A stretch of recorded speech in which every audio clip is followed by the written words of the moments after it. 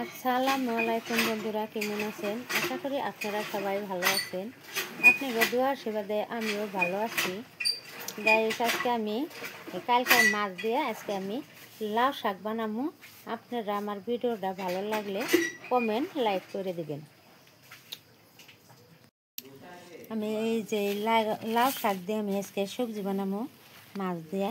আমি কেমন করে বানাই আপনারা দেখেন। আমাকে গ্রামের খাওয়া এরকমই হবো আর কি। আপনারা দেখতে থাকুন। বাইসা বাইসা এরকম করে থোবার নিচ্ছি, আপনারা ভিডিওটা ভালো করে দেখতে থাকুন। লাউ শাকটি বাচ্চা হয়েছে, আমি এখন দেখ তার লাউ শাকে থেকে কত মিনিট চুচা বেরিয়েছি, কিন্তু বাঁচলাম এটি জাবর বেরোলো। আমি এখন এই লাউ শাকগুলো ভালো করে খুঁজা আমি ধুয়ে নেবো, যাতে বালু সালু থাকে না জানি।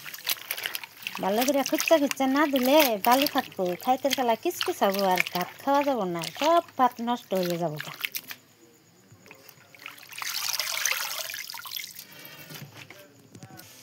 আর এক ধোয়া দেন লাগবো, যেহেতু শাকের তরকারি ভালো করে দন না গিয়ে এক ধোয়াই আবার খাওয়া যাবে না।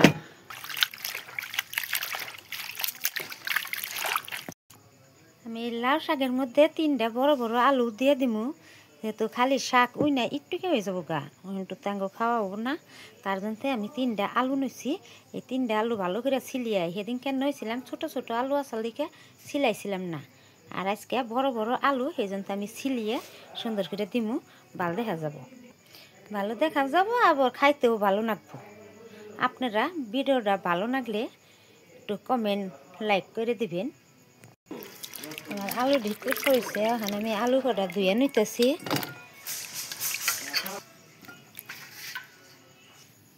গ্যাসটা অন করছে, আমি এখন গ্যাসের মধ্যে কড়াইটা বসিয়ে দিলাম।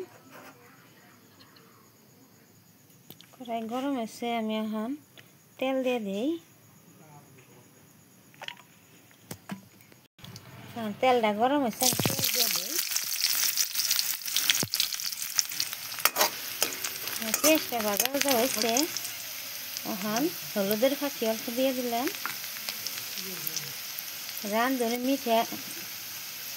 রাঁধুনি মিঠা ধনিয়ার গুঁড়ি অল্প দিলাম। মরিচের ফাঁকি দিলাম, লবণ দিয়ে দিলাম অল্প।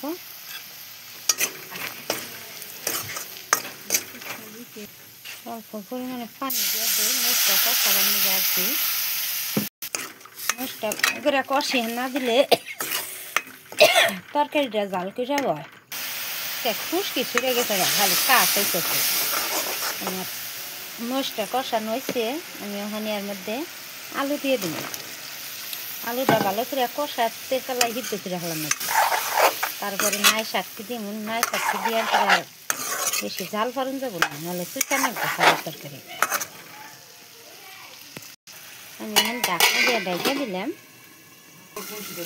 আমার আলুর তরকারি কষানো হয়েছে, আমি এখন এর মধ্যে অল্প পানি দিয়ে দিব। আগে আমরা কাঁচা মাছের তরকারি খাইছি, কিন্তু শুকনো মাছের তরকারি খাইতো, কিন্তু তরকারি দেখতে সব টাকা দেখা যায় বেশি। আগে কিন্তু আমরা কাঁচা মাছের তরকারি দিয়ে খাইছি। তাহলে আলুর তরকারির মধ্যে আমি ঝুল দিয়ে দিব, পরে আমি লাউ শাকটা দিব আর কি। লাউ শাকটা দিয়ে আর ঝুলমুল দিব না, আমি এই ঝুলেই আমার হয়ে যাবো গা, আর পানি দেন লাগবো না। আমি এখন ডাকনি দিয়ে গুছাইয়া হাত কটা দিয়ে দিই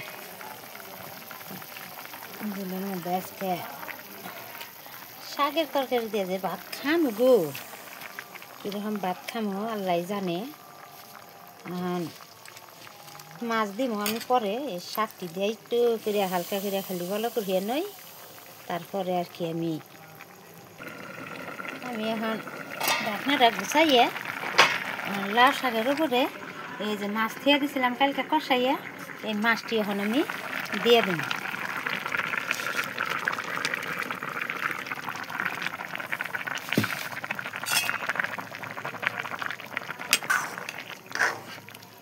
এই লাউ শাক দিয়ে আমি আর তরকারির মধ্যে আর ঝোল দিলাম না, এই ঝোলে আমার হয়ে গেছে গা।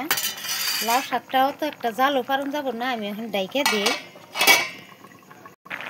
লাউ শাকের তরকারির মধ্যে ধইনার পাতা দিমুই না কি নাই দিমু, দিলেই বোন কিবা হবো আর না দিলেই বোন কিবা হবো। অল্প করে দিয়া দেখি কিবা লাগে। লাউ শাকের মধ্যে ধইনার পাতা না দিলেও চলে, এমনি সেই রকম স্বাদ নাগে। আমার প্রিয় খাবার হলো এই লাউ শাকই, সেই স্বাদ নাগে আমার ঠিক। আমি সেই জন্যে কয়েকদিন পরে পরে আমি শাকটা বেশি বানাই, আর আমি শাক সবজিটা একটু বেশি ভালো পাই আমার জন্যে। সেই স্বাদ নাকি আমার ট্রেন শাক বস্তুটা। এই জন্য আমি নেঠা বেটা শাক তুলি, তেলা কচুর শাক তুলি, আর লাউ শাক তুলি, আমি তুলে আমি রান্ধি আর কি। আপনি যখন কিবা নাগে এখন শাক বস্তুটা কীরকম স্বাদ নাগে আর কি, যদি ভালো লাগে থাকে তাহলে কমেন্টে লেখা দিবেন যে শাকটা আমার ঠেন অনেক ভালো লাগে আর কি, লেখা দিবেন। তাহলে আমি বুঝুন যে আপনাদের কাছে শাকটা খুব স্বাদ নাগে, সুস্বাদ। দেখি তরকারিটা হইল নাকি, তরকারিটা আমার হয়েছে, আর বেশি যেতে পারুন না।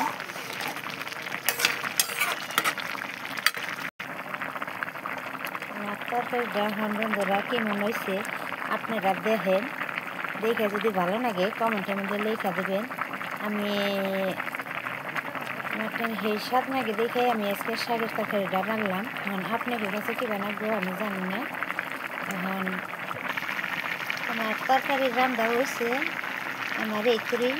বাড়ির চারোপাশে মানুষ কথা হইতে স্মরণ করে পলা ফলা ভিডিও বানাবার নিছি আর কি।